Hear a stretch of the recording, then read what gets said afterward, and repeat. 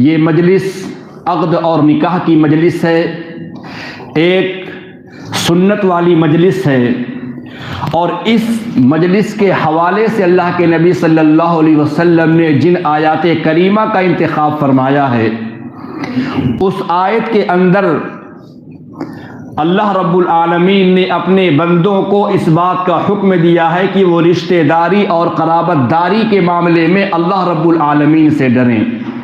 وَاتَّقُوا اللَّهَ الَّذِي تَسَاءَلُونَ بِهِ وَالْأَرْحَامَ، رشتہ داری کے معاملے میں تم اللہ رب العالمین سے خوف کھاتے رہو، اللہ رب العالمین سے ڈرتے رہو۔ چنانچہ رشتہ داری کے معاملے میں ڈرنے والی بات کیا ہے؟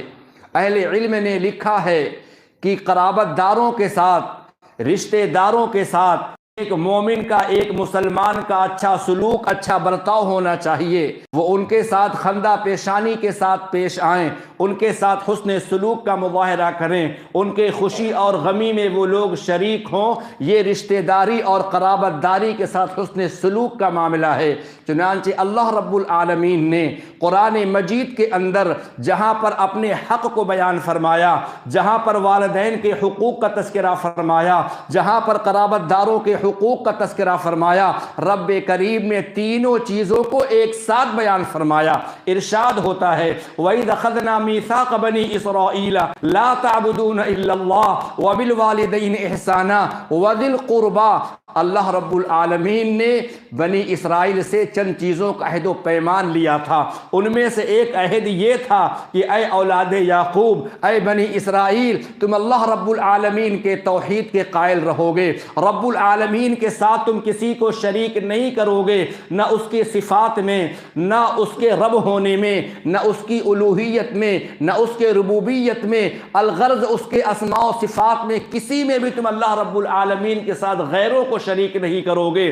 وَبِالْوَالِدَيْنِ إِحْسَانًا، اور ساتھ ساتھ والدین کے ساتھ تم اچھا سلوک، اچھا برتاؤ کرو۔ اس کے بعد قرابت داری کا معاملہ آتا ہے، اور قرابت داری کے معاملے کو اللہ رب العالمین نے اور پیارے نبی جناب محمد رسول اللہ صلی اللہ علیہ وسلم نے اپنے ہر خطبے کے اندر بیان فرمایا کہ ان کا بڑا مقام اور مرتبہ ہے کہ قرابت داروں کے ساتھ اچھا سلوک، اچھا برتاؤ کیا جائے۔ اگر کوئی شخص نیکی کرتا ہے، عمل صالح کرتا ہے، نماز کا اہتمام کرتا ہے، صدقات اور خیرات کرتا ہے، اور والدین کے ساتھ اچھا سلوک نہیں کرتا ہے، اچھا برتاؤ نہیں کرتا ہے، پیارے نبی جناب محمد رسول اللہ صلی اللہ علیہ وسلم ارشاد فرماتے ہیں اس کی نیکیاں رائگاں کر دی جائیں گی، اس کی نیکیاں برباد کر دی جائیں گی۔ کیا معاملہ ہوا تھا میرے بھائیوں؟ پیارے نبی جناب محمد رسول اللہ صلی اللہ علیہ وسلم تشریف فرما تھے، صحابہ کی مقدس جماعت آپ کے سامنے زانوی تلمس کو تہ کیے ہوئے بیٹھے ہوئے تھے۔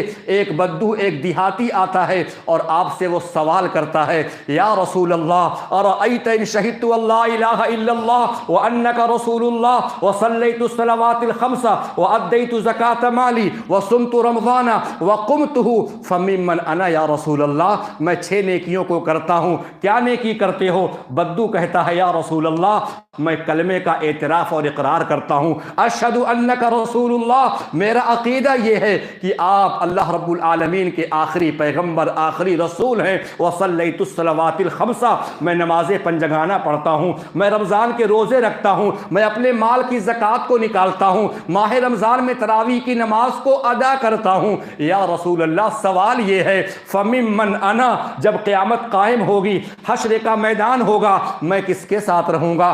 نبی کے ساتھ رہوں گا، صدیقین کے ساتھ رہوں گا، شہداء صالحین کے ساتھ رہوں گا، یا اللہ کے نبی آپ مجھ کو واضح فرمائیں، یا میں اپنے دوست اور احباب کے ساتھ رہوں گا؟ اللہ اکبر، 6 نیکیاں ہیں۔ رسول کائنات ارشاد فرماتے ہیں انت مع النبیین والصدیقین والشہداء والصالحین، اے بندے خدا، اے اللہ رب العالمین کے توحید کا اقرار و اعتراف کرنے والے، اقرار بالشہادہ، اقرار بالرسالہ، نماز پنجگانہ، مال کی زکوٰۃ، رمضان کے روزے، تراویح کی نماز، اگر تم یہ 6 نیکیاں کرتے رہو گے، یاد رکھو بروز قیامت تم نبیوں کے ساتھ رہو گے، صدیقین کے ساتھ رہو گے، شہداء کے ساتھ رہو گے۔ اللہ اکبر۔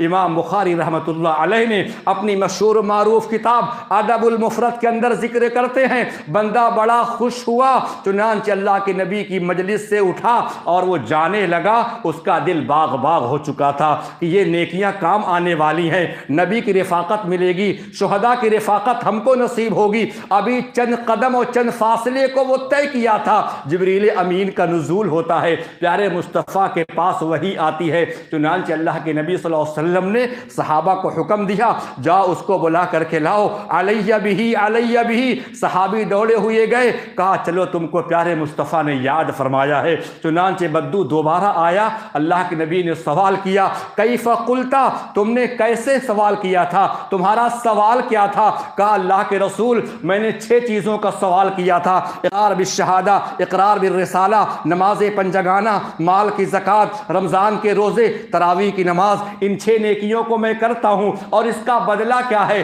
اللہ کے نبی نے فرمایا میں نے کیا جواب دیا تھا؟ بدو نے کہا اللہ کے رسول آپ کا ایسا جواب آیا کہ میرا دل باغ باغ ہو گیا، میں خوش ہو گیا۔ رسول کائنات صلی اللہ علیہ وسلم نے اس موقع پر فرمایا، اے سوال کرنے والے، اے بدو، اے دیہاتی، ابھی ابھی جبریل امین کی آمد ہوئی ہے، اب میرا جواب مکمل نہیں ہوا۔ جواب یہ ہے کہ یہ ساری نیکیاں تمہیں اس وقت فائدہ پہنچائیں گی وَمَا لَمْ تَعُقَّ وَالِدَيْهِ، جب تم اپنے والدین کی نافرمانی کرنے سے بچو گے، تبھی اقرار بالشہادہ، اقرار بالرسالہ، یہ نماز، یہ روزے، یہ زکوٰۃ، یہ حج تبھی تم کو فائدہ پہنچا سکتے ہیں۔ یاد رکھو اگر تم نے نیکیاں کی، نماز کا اہتمام کیا اور والدین کا تم نے دل دکھا دیا تو یہ نیکیاں تم کو کام نہیں آئے گی۔ اور اگر تم ان نیکیوں کو کرتے ہو، والدین کے ساتھ اچھا سلوک، اچھا برتاؤ کرتے ہو، تم نبیوں کے ساتھ بالکل ایسے رہو گے جیسی میری یہ انگلیاں ہیں۔ اللہ اکبر۔ اللہ رب العالمین کی حقوق کی بات ہو گئی، والدین کے حقوق کی بات ہو گئی، بڑے مختصر طور پر جو آیت کریمہ پڑھی گئی میرے بھائیوں، والارحام، اور رشتہ داری کے معاملے میں اللہ رب العالمین سے ڈرو۔ رشتہ داریاں کیا ہیں، قرابت داریاں کیا ہیں، اور کیسے ان کے ساتھ سلوک اور برتاؤ کیا جائے، یہ رب العالمین کی رحمت کا نزول ہو۔ چنانچہ حدیث شریف کے اندر آتا ہے، پیارے نبی صلی اللہ علیہ وسلم ارشاد فرماتے ہیں یہ قرابت داریاں، یہ رشتہ داریاں، ان کا احترام کرنا چاہیے۔ قرابت داروں کے ساتھ، رشتہ داروں کے ساتھ اچھا سلوک، اچھا برتاؤ کرنا چاہیے۔ کیوں؟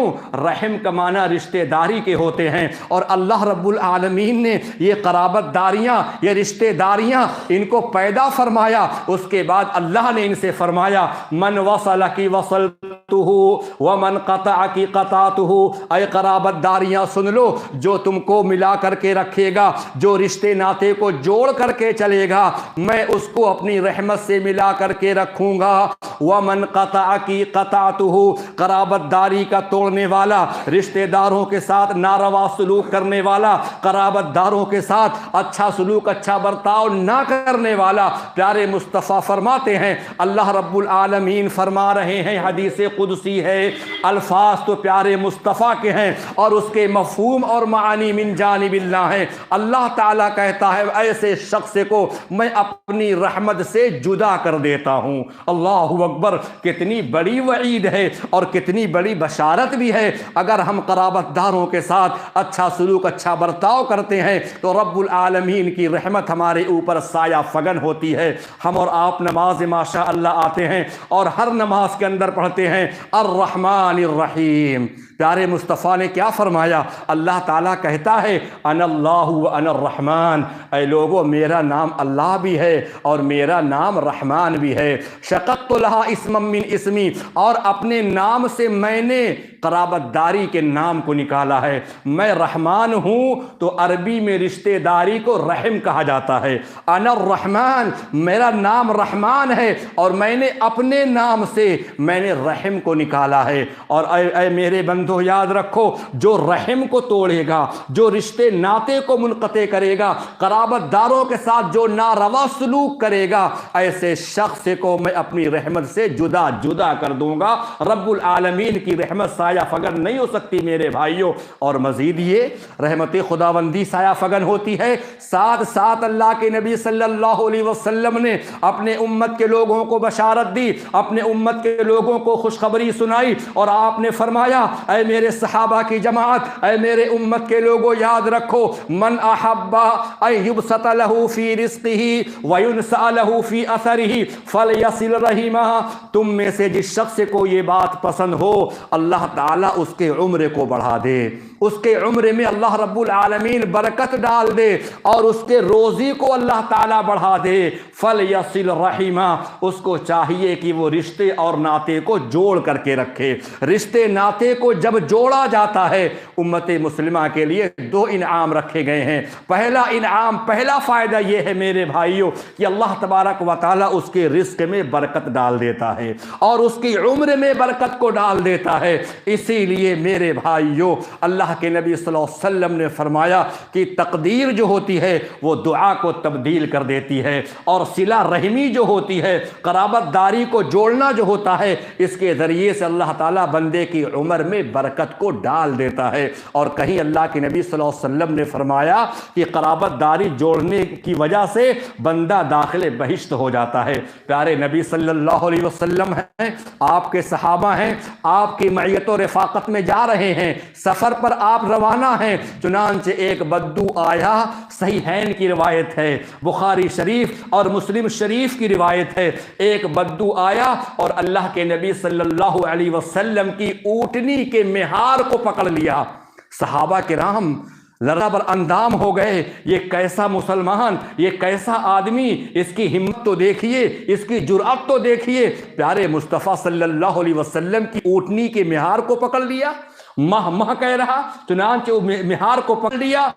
صحابہ کرام نے کہا تم یہ کیا کر رہے ہو، تمہارا کیا کردار ہے، کیا تم کو معلوم نہیں امام الانبیاء ہیں، ساقی کوثر ہیں، شافع محشر ہیں، رحمت للعالمین ہیں، آپ کا مقام بہت اعلیٰ ہے۔ پیارے مصطفیٰ نے فرمایا اے میرے صحابہ جانے دو، اس کا کچھ مسئلہ ہوگا، پوچھنے دو کیا سوال کرتا ہے۔ کہا اللہ کے رسول ایک سوال ہے، اخبرنی بعمل یدخلنی الجنت یا رسول اللہ، اے اللہ کے نبی صلی اللہ علیہ وسلم میں دوروں کا مسافر ہوں، دور سے میں چل کر کے آیا ہوں اور ہمیں خبر لگی کہ آپ رحمت للعالمین ہیں، آپ مجھ کو ایسا عمل بتا دیجئے جس کو میں کر کے جنت میں داخل ہو جاؤں۔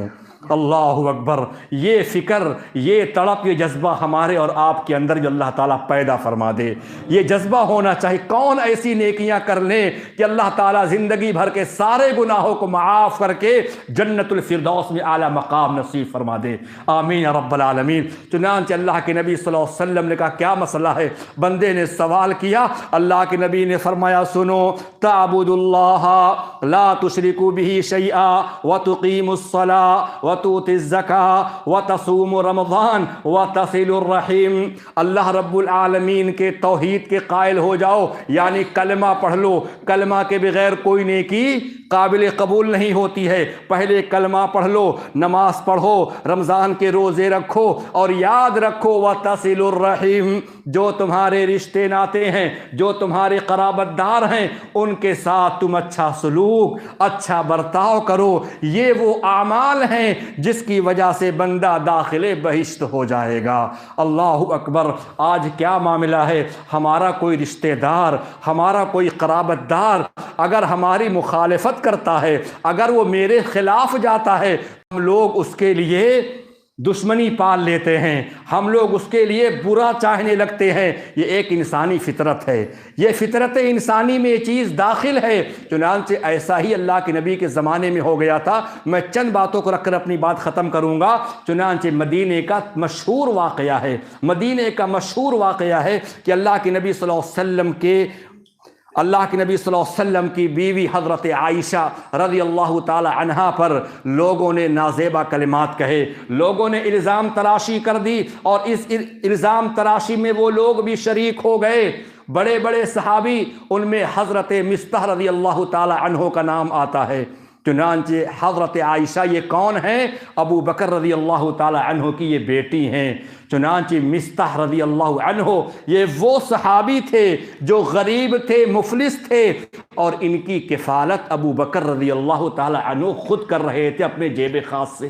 خبر لگی کہ میری بیٹی عائشہ کو فلاں نے یہ بات کہی، فلاں نے یہ بات کہی، فلاں نے مورد الزام ٹھہرایا، دل کو ٹھیس نہ پہنچا، دل کے اندر یہ بات آئی یہ تو منافق ہیں، منافقوں کا رول ہے۔ لیکن جب ابو بکر صدیق کو یہ خبر لگی کہ فلاں فلاں نے یہ بات کہی ہے، اور ان باتوں کو کہنے والوں میں سے میرا ایک اپنا قرابت دار، ایک رشتہ دار مصطح بھی شریک ہو گئے، حضرت ابو بکر صدیق رضی اللہ تعالی عنہ جذبات میں آ گئے۔ یہ انسان کی فطرت ہے۔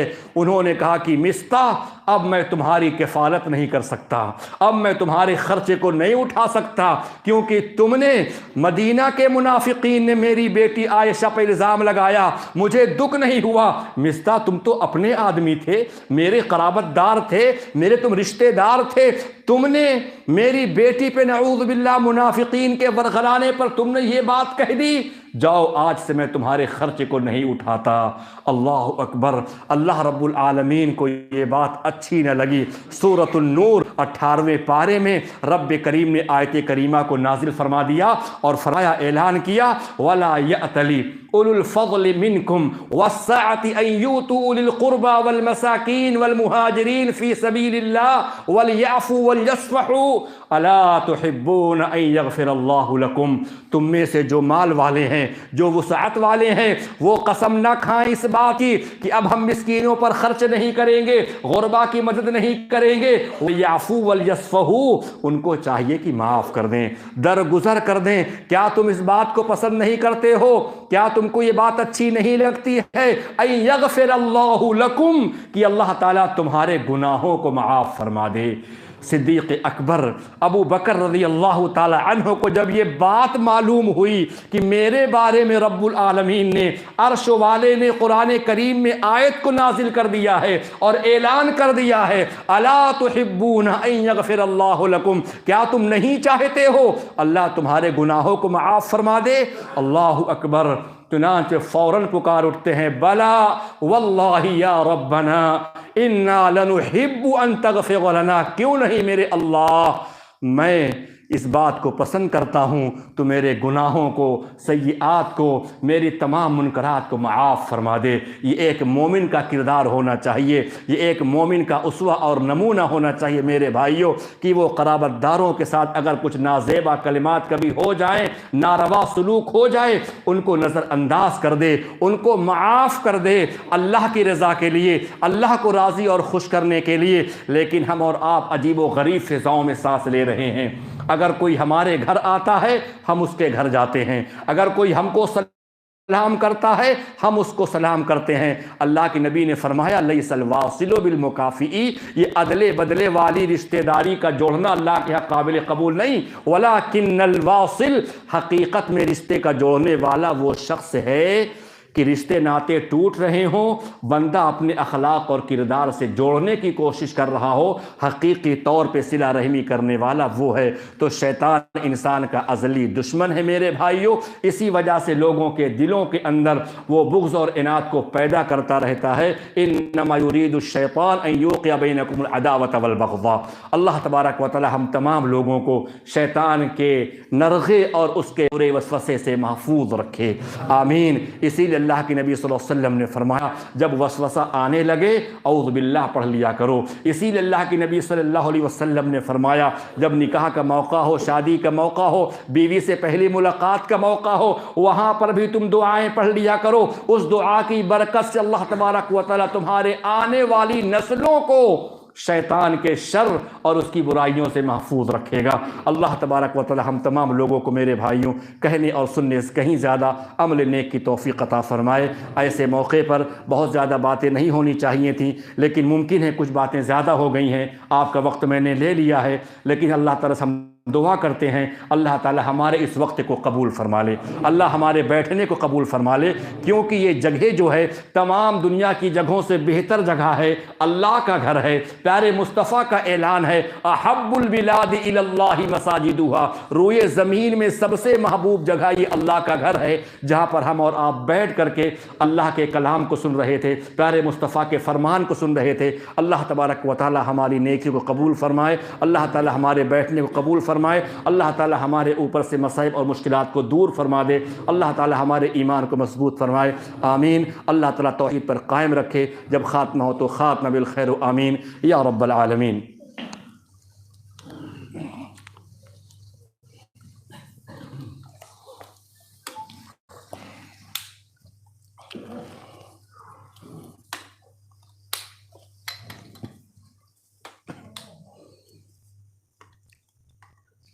بسم اللہ الرحمن الرحیم۔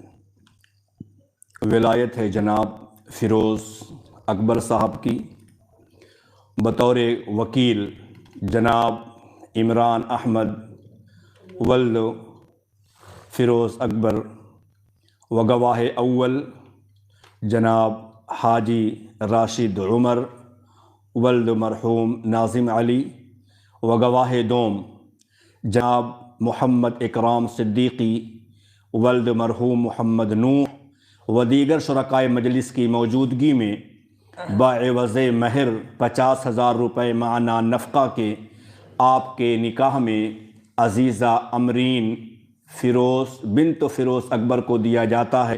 کیا آپ کو یہ نکاح قبول ہے؟ قبول۔ بارک اللہ لک و بارک علیک۔